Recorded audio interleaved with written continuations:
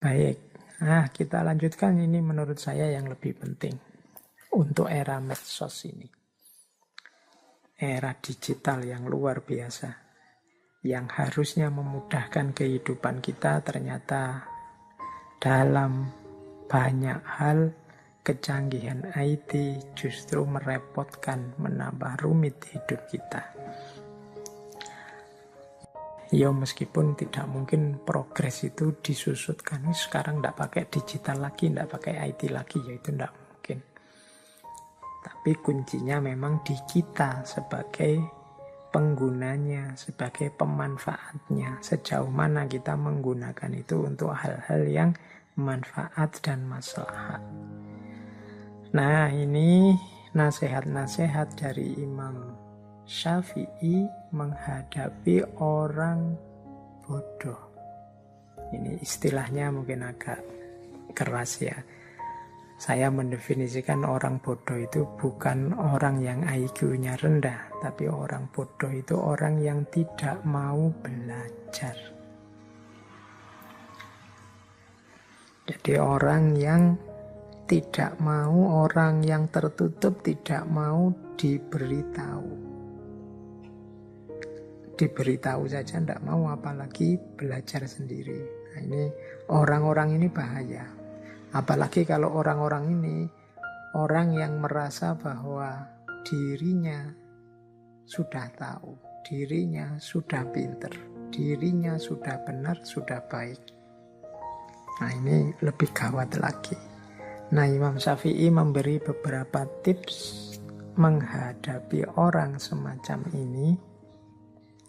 Yang pertama, kata Imam Syafi'i, janganlah engkau menyampaikan pendapat kepada orang yang tidak menghendakinya. Engkau tidak akan mendapat pujian, pendapatmu pun tidak akan berguna. Jadi kalau memang jelas orang ini sudah tertutup, diberitahu tidak bisa, dinasehati mental. Tipenya memang sudah seperti itu. Ya kita jangan capek-capek, katanya Imam Syafi'i ya, menyampaikan nasihat-nasihat atau pendapat-pendapat padanya. Karena tidak akan ada gunanya. Engkau pun tidak akan dipuji. Bahkan mungkin yang kau dapat hanya sakit hati, karena dia akan menertawakanmu. Dia akan menganggapmu rendah, lemah, dan lain sebagainya. Jadi ya sudahlah, ada titik di mana kita berpikir taktis, strategis dalam kebaikan. Antara lain ya tidak usah capek-capek menasehati orang yang tidak mau, orang yang menutup diri. Cari strategi yang lain yang lebih efektif. Karena nasihatmu tidak akan berguna, engkau pun tidak akan dapat pujian. Itu nasihat pertama. Bertemu orang-orang yang tidak pinter, orang-orang yang tertutup. Nah, yang kedua, silahkan hina diriku sepuas kalian. Aku akan tetap diam saja. Bukannya aku tidak punya jawaban, tetapi singa selalu tidak akan membalas gonggongan anjing. Nah, ini analoginya menarik. Jadi kadang-kadang ada orang yang tidak ngerti, orang ini tidak tahu, diberitahu tidak bisa, tapi tiap hari mungkin menghina kita, mengkritik kita, menjatuhkan kita, menunjukkan di mana kesalahan kita, padahal dia tidak ngerti duduk persoalannya. Katanya Imam Syafi'i, kalau menghadapi situasi yang rumit semacam itu, orang ini maunya apa sih? Dia tertutup, diberitahu tidak mau, tapi kelakuannya tiap hari menyakiti dan menyakitkan. Kata Imam Syafi'i, ya sudahlah, hinalah diriku sepuas kalian, tapi aku akan tetap diam. Bukannya aku tidak punya jawaban, tetapi singa selalu tidak akan membalas gonggongan anjing. Jadi menggonggonglah sepuasmu. Toh engkau diingatkan juga tidak mau. Engkau diberi tahu yang benar juga tidak mau. Kalau engkau memang puas dengan menghina, hinalah diriku sepuas mungkin. Dan aku akan tetap diam. Karena kalau aku menjawab, membalas, yang terjadi biasanya kontraproduktif. Engkau semakin panjang ngomong, engkau semakin tidak karu-karuan. Tunggulah sampai gonggongan anjingnya berhenti, baru singa menyala. Jadi ini yang kedua. Mungkin teman-teman punya situasi nanti mengalami situasi semacam ini. Quotes ini boleh dipakai. Tapi juga ya ndak dipakai sembarangan. Nanti setiap kali ada orang ngeritik kalian pakai ini. Aku diam saja. Singa kan ndak membalas gonggongan anjing. Padune kamu ndak bisa jawab kritikannya temanmu. Ini situasinya tidak untuk situasi semacam itu. Tapi untuk situasi mungkin ada orang yang bodoh tapi cerewet. Diberitahu ndak mau. Suaranya ndak berhenti-berhenti. Ya mungkin situasi yang seperti itu. Tapi untuk kritik-kritik yang konstruktif, produktif, diskusi-diskusi yang billati ya ahsan tadi ya, jangan diam saja. Ikhlaslah bertukar pikiran, saling memberi masukan. Jadi ini kalimatnya Imam Syafi'i ini ya silahkan dipakai sesuai dosisnya, sesuai ruang dan waktunya. Ini quote selanjutnya juga mirip. Biarlah mereka bersikap bodoh dan menghina. Dan tetaplah kita bersikap santun. Gaharu akan semakin wangi ketika disulut api. Jadi ini melanjutkan tadi. Ketemu orang yang seperti tadi loh. Seandainya harus merespon, ya tetap kita respon dengan santun, tetap kita tidak lupa akhlak, tidak lupa adab. Biar saja orang terus menghina kita, orang terus menyakiti kita. Kalau kita memang ada dalam kebenaran, ada dalam kebaikan, maka gaharu akan semakin wangi ketika disulut api. Gaharu itu ya kayak dupa itu kan. Alat untuk menyebarkan aroma. Nah itu kalau ingin wangiannya semakin tersebar ya apinya ditambah. Ya kayak dupa itu kan ditiup apinya semakin muncul, kemudian aromanya semakin menyebar. Kayak kemenyan itu kan juga begitu. Nah, jadi biarlah orang menghina. Orang menghina kita itu kan semacam melemparkan api kepada kita, menyulutkan api dalam hati kita. Tapi tidak usah khawatir karena kita jenisnya gaharu.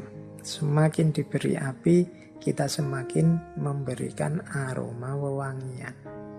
Maka respon apapun yang kita berikan harusnya tetap dengan jalan bersikap yang santun.